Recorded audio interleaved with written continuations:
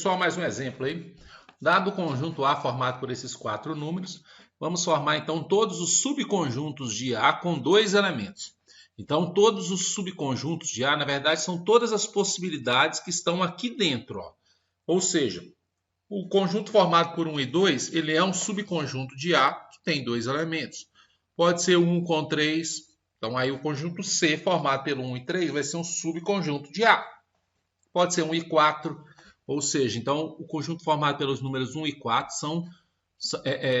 que são elementos de A, vão formar, então, esse conjunto aqui, que é um subconjunto de A.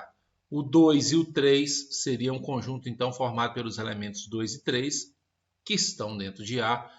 2 e 4, 3 e 4. Então, todos esses aqui, então, esses 1, 2, 3, 4, 5, 6 conjuntos aqui, eles têm dois elementos e todos eles são subconjuntos de A, certo? Então, se eu estivesse querendo, por exemplo, subconjuntos com três elementos, aí poderia ser o 1, 2, 3, poderia ser o 2, 3, 4, o 1, 3, 4, certo? E assim a gente vai se organizando aí, beleza? Vamos lá, dados os conjuntos A, B, C e D, vamos classificar as sentenças aí em verdadeiro ou falso, certo? Então, falando aqui sobre contido e não contido, relação entre conjuntos. O conjunto A está contido no conjunto B, ou seja, os elementos do conjunto A, que são 1, 2 e 3, eles também são elementos que pertencem ao conjunto B? São. Então, é verdade, todos os três elementos estão aqui dentro. Ó.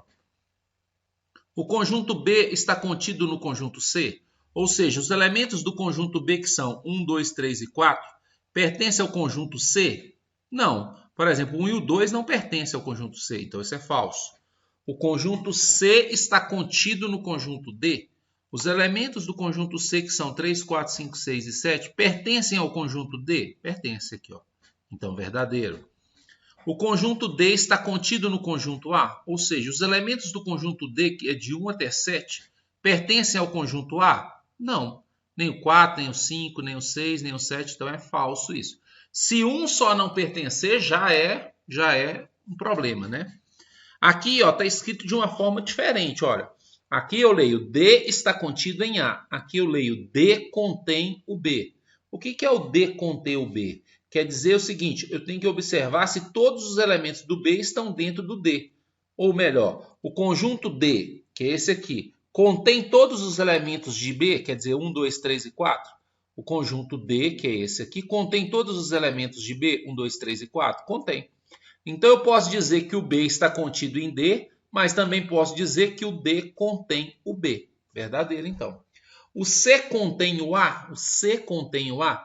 Quer dizer, o conjunto C, que é esse aqui, contém os elementos do conjunto A, que são 1, 2 e 3? Não, nem 1 nem o 2, ó, então é falso.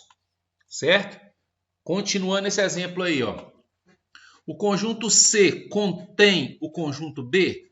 O conjunto C, que é esse aqui, contém os elementos do conjunto B, que são esses aqui? Ó? Não, esse aqui não contém todo, não contém o 1, não contém o 2, então falso.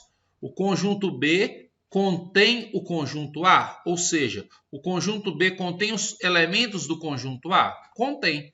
Todos os elementos do conjunto A estão aqui dentro, ó, né? Então, verdadeiro. O conjunto B não está contido no conjunto D. Falso.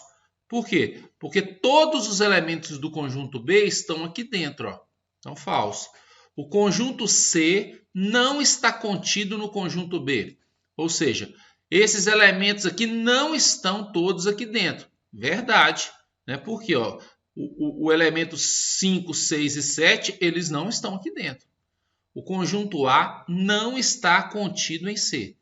Está afirmando que isso aqui não está dentro do conjunto C. Realmente não está nenhum nem o 2. Ó. Verdadeiro. O conjunto D não está contido no conjunto A. É aqui, ó. Isso aqui é verdadeiro porque o conjunto D tem esse monte de número aqui. E realmente eles não estão todos aqui dentro. Então, verdadeiro. Então, só tomar cuidado com essa questão do sinal aí para entender a ideia do contido, do contém, né? Vamos classificar como verdadeiro ou falso aí, ó.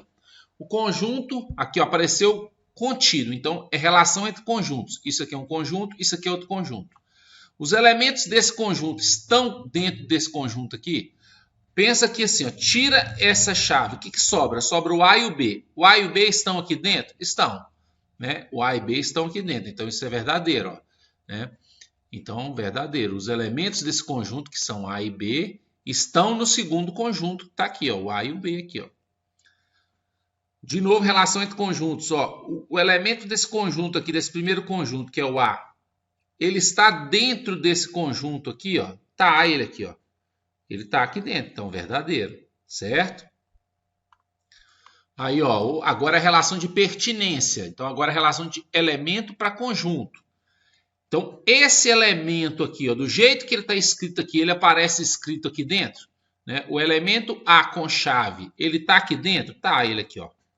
Do mesmo jeito que ele está escrito aqui dentro. Então, ele pertence, então verdadeiro. Né? Sinal de pertinência, ó, pertence. Então, isso aqui passa a ser um elemento. Esse elemento, dessa forma, está aqui dentro. Né? Ó. Então, quer dizer, o elemento chave com A e B dentro está aqui dentro? Ó. Não. Você tem o chave com A, você tem o chave com B, mas você não tem nenhum chave com A e B ao mesmo tempo. Então, falso. Né? Para ser verdadeiro, dessa forma que ele está aqui, ele tinha que aparecer aqui dentro. Né? Tinha que ter uma chave com A, B dentro dela. Aí é falso, então. Então, vamos lá. Contido. Ó. Então, falando de relação entre conjuntos. Quer dizer, está perguntando se os elementos desse conjunto estão aqui dentro. Ó.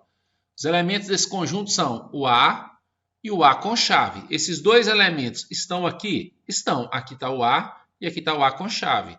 Então, verdadeiro. Certo? Vamos lá. Escrever todos os subconjuntos de A. Todos os subconjuntos de A. Né?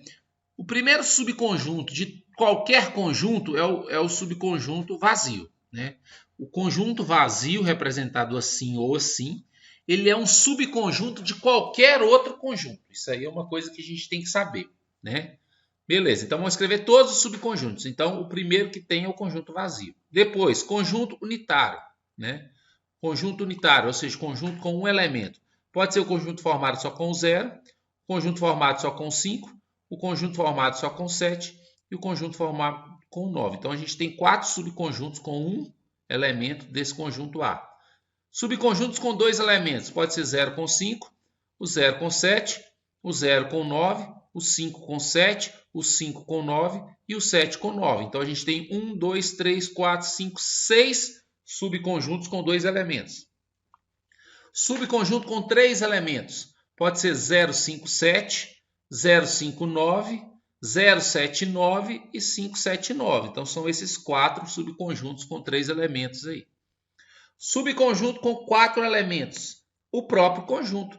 Todo conjunto é subconjunto dele mesmo, certo? Se você tiver 2 conjuntos com os mesmos elementos, por exemplo, se o conjunto A e o conjunto B são conjuntos com mesmos elementos, né, são ditos conjuntos iguais, você pode dizer que o A é subconjunto de B e que B é subconjunto de A, certo? Então, a gente tem quantos conjuntos aqui? Ó? 1, 2, 3, 4, 5, 6, 7, 8, 9, 10, 11, 12, 13, 14, 15, 16. Então, esse conjunto A tem 16 subconjuntos.